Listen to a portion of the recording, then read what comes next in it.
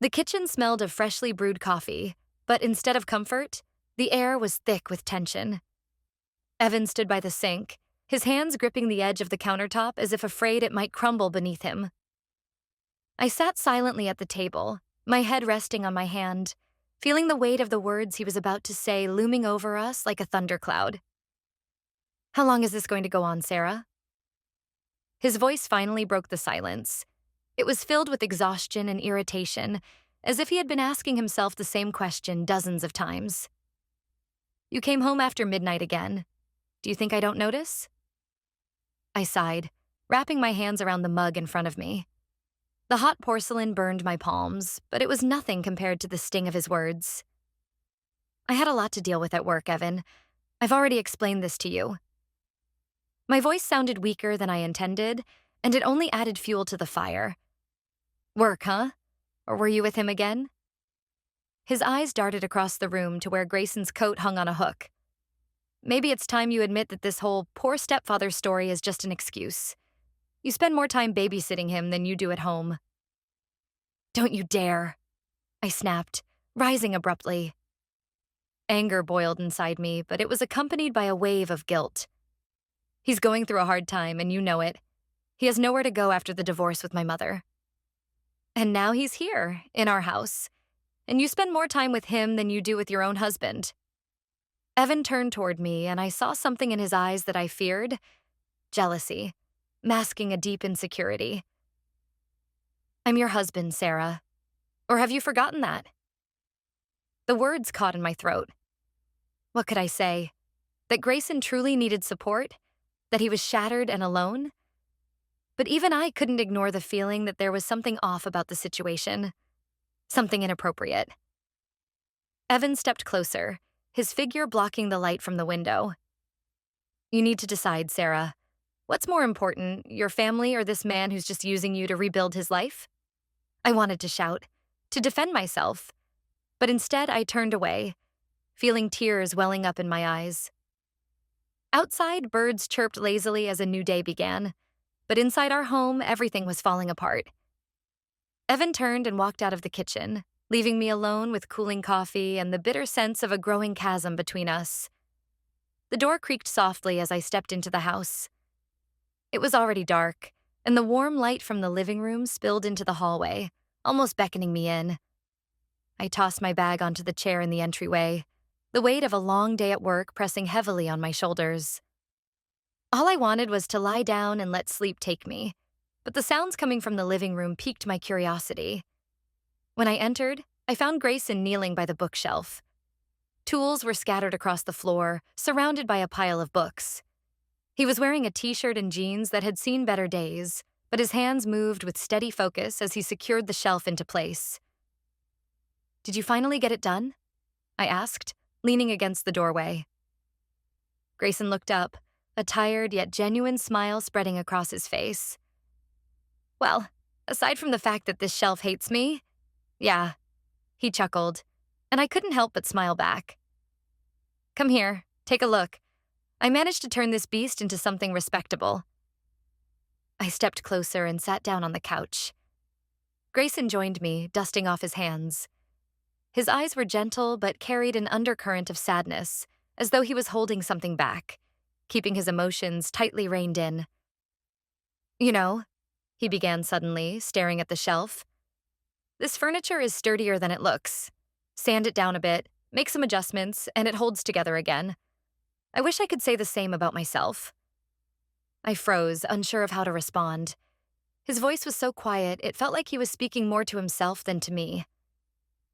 "After the divorce, everything feels blurry, like you're no longer sure who you are, or where to go."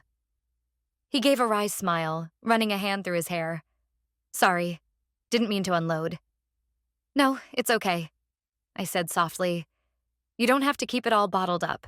Starting over, it's hard." He turned to me, and for a moment our eyes met. In his gaze there was gratitude. Not shallow or fleeting, but deep and almost vulnerable. It touched me more than I expected. "Thank you, Sarah," he said, picking up a glass of water. "You're a real support. I don't know how I'd get through this without you." A faint warmth spread through me. His words were simple, unassuming, but somehow they lingered in my chest. We talked for a while longer, about his childhood, his first attempts at fixing furniture, and work. The conversation flowed easily, almost like old friends catching up, but beneath it all was a quiet something that made me lose track of time. Later, as I headed to bed, I realized I was smiling, and that thought unsettled me. The night was warm, filled with the chirping of crickets, and the air, scented with the fragrance of summer flowers, drifted in through the slightly open terrace door. I sat at the kitchen table with my laptop, trying to finish a report, when Grayson's voice interrupted my focus. "Sarah, come here." His voice was soft, almost gentle, but there was an undertone of insistence. "It's time to take a break." I glanced toward the terrace. He was leaning against the wooden railing, holding a glass of wine. Another glass sat on the small table next to a candle. In the dim light of the outdoor lantern, his face looked calm, but his eyes betrayed a weight he was carrying inside. Reluctantly, I closed the laptop and stepped outside. The night wrapped us in its stillness, broken only by the rustling of leaves. Grayson handed me the glass. "You work too much." He smiled, but his tone carried genuine concern. "You need to learn to stop once in a while." I accepted the wine and sat in the chair beside him. The stars sparkled against the inky sky, and the moment felt too perfect to shatter with resistance. We talked about simple things, plans for the summer, movies he had loved in his youth, and my own dreams, long forgotten in the whirlwind of everyday life. "You're strong, Sarah," he said suddenly, his gaze fixed somewhere in the distance. "You carry so much on your shoulders. Sometimes I wonder how you manage it all." "Everyone has their weaknesses, Grayson," I replied, avoiding his eyes. "Some are just better at hiding them." He nodded as though understanding that I wasn't speaking only about myself, but about him too. Silence settled between us for a moment. Then, as he reached to adjust the candle, his hand accidentally brushed against mine. I froze, a jolt of electricity running through me. The touch was fleeting, but it left a mark I couldn't ignore. I forced myself not to pull away, but inside everything shifted. "Sorry," he murmured, straightening up. "I didn't mean to." "It's fine," I replied quickly, feeling my cheeks heat with a betraying flush. But it wasn't fine. Not at all. Grayson looked at me, his gaze soft and a little unsure, as if he too felt the change in the air. Instead of addressing it, he simply took another sip of wine and steered the conversation toward safer ground. And I sat there, feeling the weight of the star-filled sky pressing down, struggling to understand how to navigate the boundary that had always felt so distant, but now seemed dangerously close. Rain drummed against the window, tracing long, watery paths as if the house wept alongside me. Dinner with Evan dragged on like warm wax spreading across the table, but failing to take any discernible shape. He ate in silence, his gaze flitting over me as if searching for cracks. I knew the conversation was brewing, but I didn't know how to prepare for it. The knife and fork in his hands made a faint grating noise that irritated me as I pretended to study my plate. "Sarah," he said suddenly, his voice low, almost tender, but edged with wariness. "We need to talk." "Of course," I replied, trying to mask my unease. He set his utensils down, crossing his arms on the table. His face was serious, with that familiar tension I'd seen before, though now it carried a mix of distrust and concern. "You've been spending too much time with Grayson." The words hit me like a heavy stone. My fingers instinctively gripped the edge of the table. "Evan, he lives with us. We're just talking." My voice was calm, but I could feel the weakness in my defense. "Just talking?" His eyes flared, the look of someone who'd been deceived too many times. "You don't even realize how much you've changed. You used to be here, with us, with me. And now, you're not. Do you think I'm blind?" "I see the way you look at him."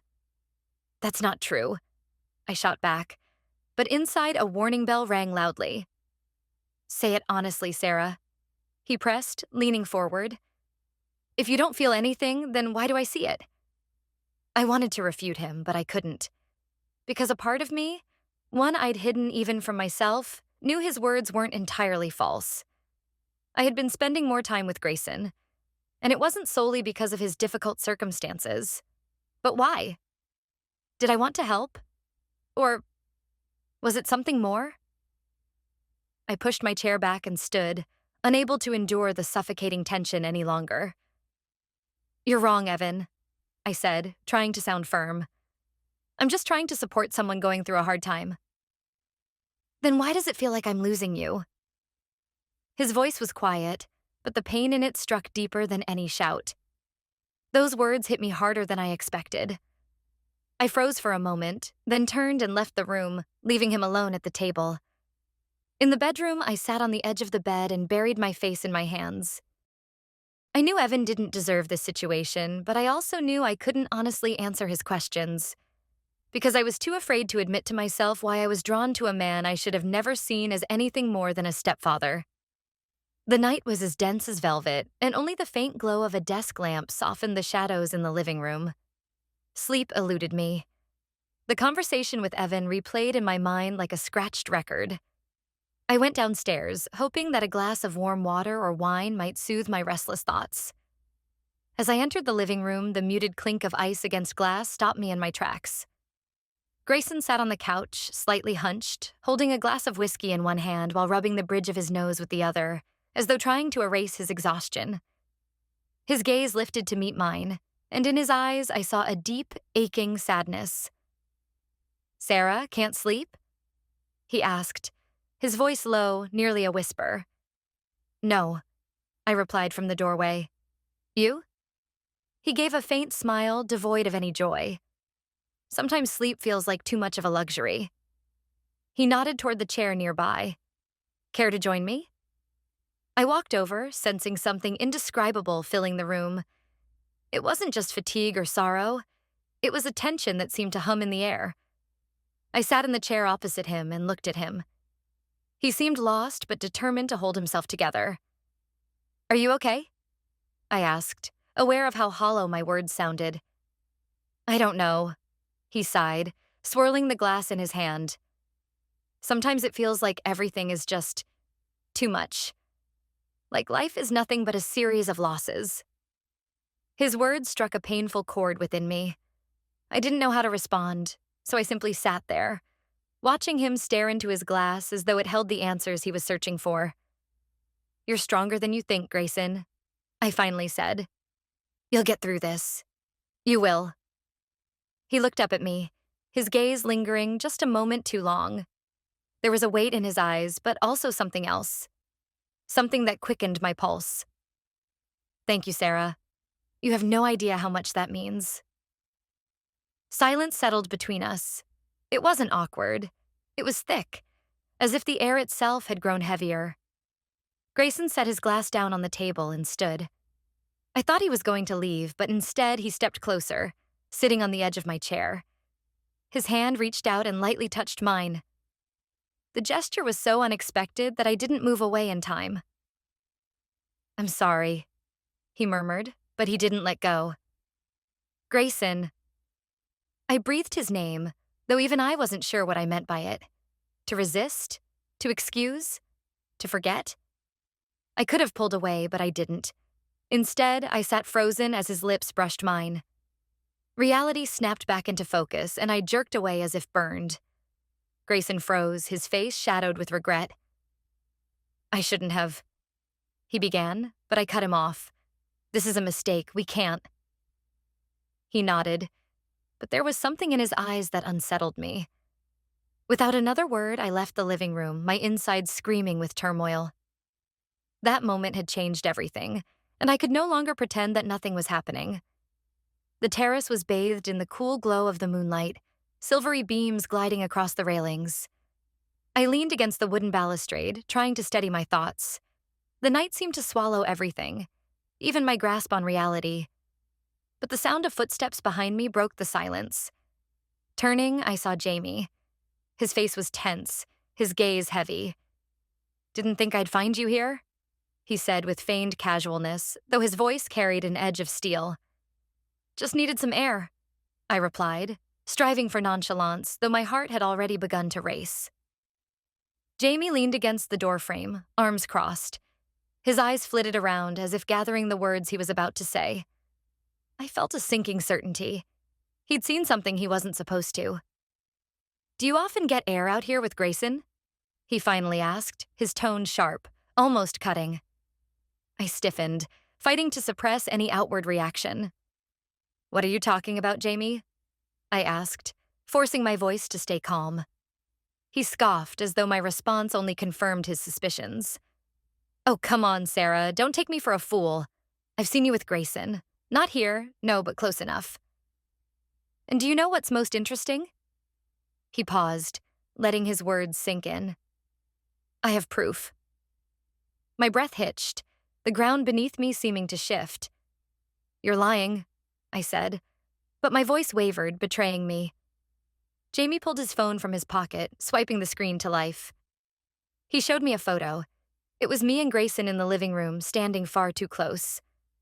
My heart pounded so loudly it felt like the whole world could hear it. This isn't what you think, I stammered, the words struggling to leave my mouth. Oh, I'm not thinking, Sarah, he said coldly. I know. And guess what? I could tell Evan.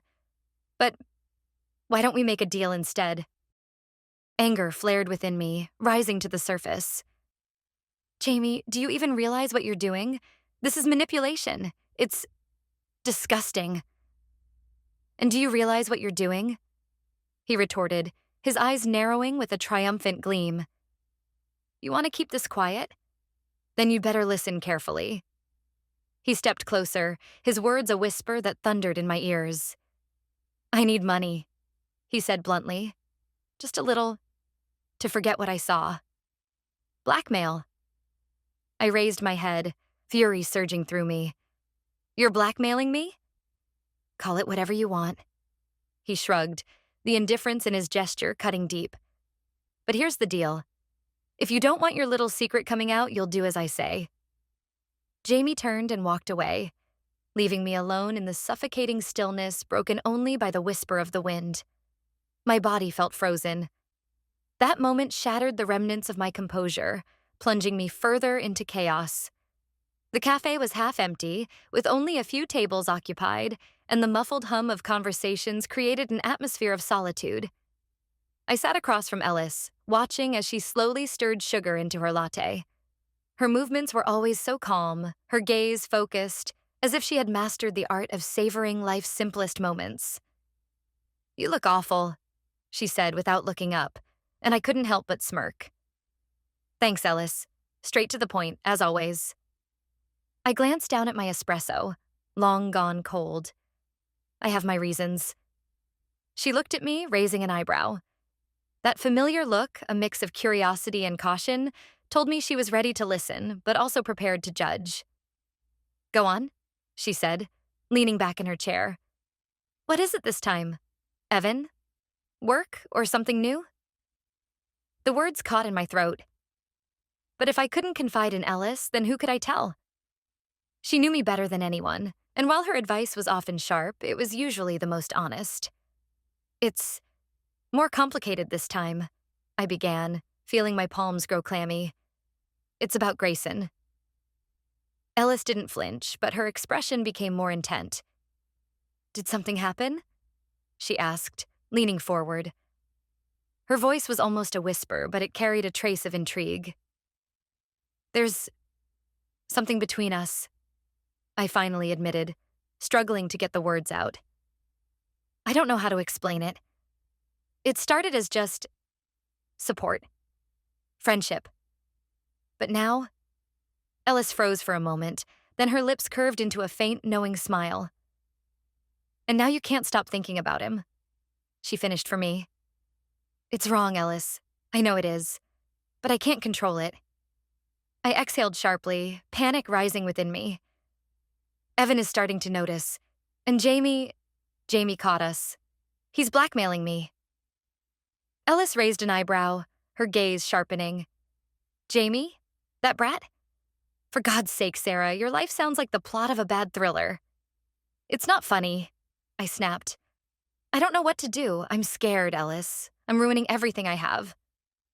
She pressed her lips together, studying me carefully. Then she set her cup down and leaned closer. Do you want me to tell you that you're a bad person? I won't do that. Do you know why? She smiled a little more, her voice softening. Because I see you as human, real, flawed. You don't have to be perfect. I looked up, expecting judgment, but her gaze was full of understanding. If you really feel something for Grayson, she continued, you'll have to face the consequences. And yes, it'll hurt. But Sarah, life isn't black and white. You're doing what feels right in the moment. As for Jamie, she smirked. That kid could use a reality check. I'd show him a thing or two. It almost sounds like you're supporting this, I said, unable to hide my surprise. Ellis shrugged. I don't condone it, but I don't condemn it either. I just want you to stop torturing yourself and start doing something. Your indecision is what's destroying you. Her words lodged in my mind like sharp stones. They were comforting, yet dangerous. For the first time in a while, I felt less alone. But it wasn't enough to shake the feeling that I was standing at the edge of a cliff. The living room felt darker than usual, even though the lights illuminated every corner. Evan stood in the center, holding an envelope. His face was tense, his lips pressed into a thin line, and his eyes bore into mine as if trying to pierce straight into my soul. What is this? I asked, a cold shiver running down my spine. He lifted the envelope, his hand trembling slightly. They're photographs. His voice was quiet, but carried a steely edge. Do you want to explain to me why you're standing so close to Grayson? I froze, like a deer caught in headlights. The envelope seemed so inconspicuous, yet I knew the evidence it contained could destroy everything. Evan opened it and pulled out the photographs, tossing them onto the coffee table. The images showed me and Grayson, a conversation on the terrace, the moment when he accidentally touched my hand, and us standing too close in the living room. They were mere fragments of time, but captured on film, they felt damning. Who did this? I asked, trying to keep my voice steady, though I was trembling inside. Who? Evan's voice rose, making me flinch. That doesn't matter, Sarah. What matters is what's going on between you and Grayson. Damn it, is it him? Is he the one taking you away from me? No, Evan, I began, but he cut me off. Don't lie to me. His eyes flashed with anger. I see it.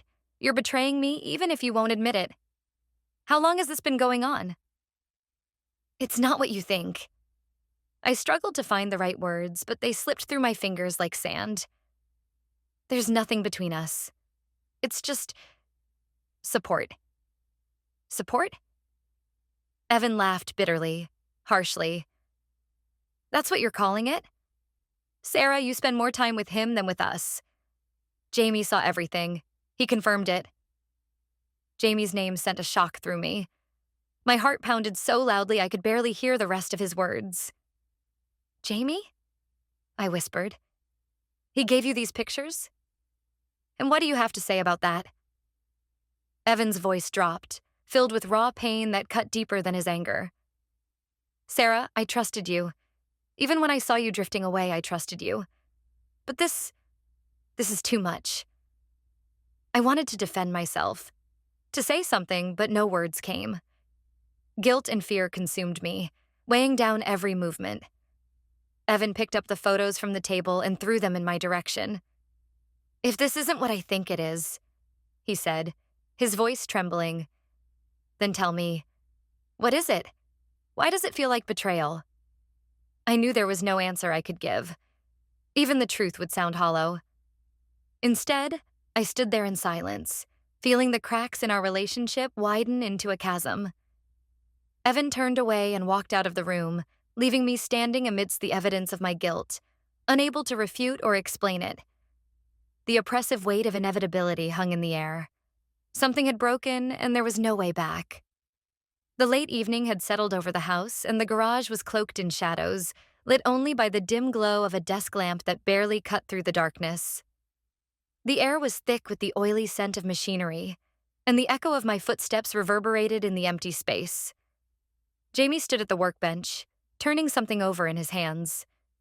He didn't even glance back when I entered. "Do you think this is okay?" I asked, my voice slicing through the silence. Jamie turned slowly, his expression devoid of guilt, his eyes cold and detached. "I was expecting you," he said, as though this moment had been part of a script he'd written himself. I stepped closer, forcing myself to stay composed even though I was seething inside. "Did you give those photos to Evan?" I asked, feeling my heart tighten with every word. He smirked, crossing his arms over his chest, as if savoring the confrontation.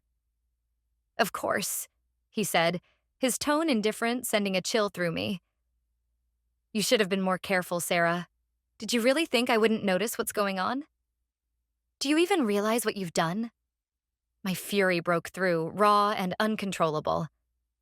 "You've ruined everything. You've dragged your family into this mess. For what? Money? Or do you just enjoy watching people suffer?" Jamie stepped forward, his face serious but icy. "Family? You call this a family?" His voice dripped with derision. "You think I don't see it? This house has been falling apart for a long time." He let out a bitter laugh, but his eyes burned with something sinister. "I didn't destroy anything, Sarah. You did." "You have no right to judge me," I shouted, tears threatening to spill. "You have no idea what I'm going through." He tilted his head, smirking again, his demeanor infuriatingly calm. "Oh, I know exactly what I see," he said.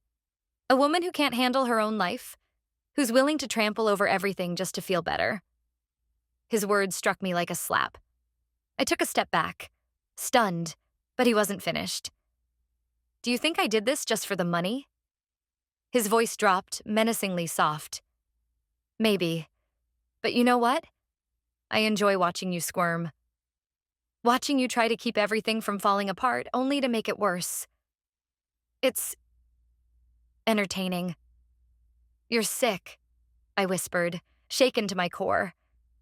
He laughed, but it wasn't the laugh of a boy. It was predatory. "Maybe. But you know what, Sarah? You gave me this power. You let me see how vulnerable you really are. And now, you'll live with that. Or pay for it." I stared at him, feeling the ground shift beneath me. There was nothing of a child left in Jamie. He was something else. Cold, calculating, and dangerous. I turned and walked out of the garage, my world crumbling with each step. His words echoed in my mind like a haunting refrain. "You gave me this power." Ellis lived in a stunning apartment with panoramic windows that stretched out over the city, a sea of light sprawling endlessly before them. Her loft was always bright and spacious, seemingly designed for conversations that delved into the depths of the soul. I sat on her leather couch, clutching a cup of coffee in my hands, trying to piece my thoughts together. The confrontation with Jamie from the night before still echoed in my mind, but that wasn't why I had come here. "You look like someone who just got punched in the gut," Ellis said, pouring wine into 2 glasses. Her voice was even, almost teasing, but her eyes betrayed a hidden curiosity. "Did you know?" I asked, feeling the heat of anger and betrayal rising within me. "Know what?" She placed the glasses on the coffee table and sat across from me, tucking her legs beneath her. I studied her face, searching for a crack in her calm demeanor. How could the woman I considered my only ally possibly be involved in this? "About the photographs, Ellis. Did you know they would end up with Evan?" My voice wavered, and it infuriated me. Her face remained composed, but her eyes narrowed slightly. "Sarah, you're overcomplicating things." She reached for her glass. "Evan had a right to know. And if it happened through me, well, maybe it was meant to be." "You?" I shot up from my seat, unable to contain myself any longer. "It was you? You gave him the photos?" She set the glass back on the table, looking at me with a gaze that carried almost maternal regret. Sarah, you cornered yourself. All I did was push things toward the inevitable. Why? My voice cracked as I shouted. You were my friend, Ellis. You knew what I was going through, and you still betrayed me. Because I'm tired, Sarah, she snapped, her voice suddenly firm, nearly harsh. Tired of watching you play the perfect wife, the supportive mother, the dutiful daughter, while you're actually tearing everything apart. You had a family I always envied. You pretended to have it all under control, but it was a lie. Her words struck me like daggers. Envy. That was her motive? You envied me? I repeated softly, as if trying to process the absurdity of it. This is all because of envy? She shrugged, lifting her glass again. Envy is too simple a word. I always wanted what you had. A loving husband, a son. But you destroyed it all, Sarah. You stretched yourself too thin. Between work, family, and Grayson. I just helped you see the truth. I couldn't listen anymore. Each word from her was another blow to my chest. I stood, heading for the door, her voice continuing to ring in my head. Maybe now you'll get a fresh start. I turned back to glance at Ellis one last time. Her face was unreadable, but in her eyes I saw satisfaction. She hadn't just pushed the situation. She was reveling in the chaos she had unleashed. As I stepped out of her loft, the cold night air hit me like a slap. I walked through the empty streets, feeling hollow inside. A friend I had trusted had turned out to be the one who accelerated my downfall. The house greeted me with oppressive silence. Grayson had left a few days ago, packing his few belongings and leaving behind a note with dry words of gratitude. Evan no longer spoke to me, offering only a curt announcement that he had filed for divorce. And Jamie had vanished, as though I'd become invisible to him. I stood in the kitchen, staring at the glass in my hands. It was empty, but it felt like it mirrored my life. Hollow, with the quiet ticking of the clock on the wall marking each of my missteps. Evan had come yesterday to take some of his things. He hadn't yelled or argued. He just looked at me with a pain that burned deep inside. I could have said something, begged for forgiveness, but I knew words were powerless. Everything was broken, and I didn't know how to fix it. I moved to the window, watching the raindrops trail down the glass. Outside, faint lights flickered, but even they seemed dim. I thought of Grayson, of that night when we crossed the line and how he looked at me as he left. Maybe he felt it too. That the moment had changed everything, leaving no way back. Jamie avoided me, and I couldn't decide what to do about his threats. What scared me most was how easily he had manipulated the situation, how effortlessly he found my vulnerabilities. There was nothing left of the boy I once knew. Ellis's face lingered in my mind, with her faint smirk as she said, "Maybe now you'll start with a clean slate." Her words echoed in my head. A clean slate. But how do you start fresh when everything around you is in ruins? The kitchen was silent, the ticking clock the only sound breaking the stillness. I sat at the table, staring into the empty glass, as though it held answers to my questions. At some point, I realized I was truly alone. A suffocating loneliness, one that couldn't be masked by the busyness of daily life.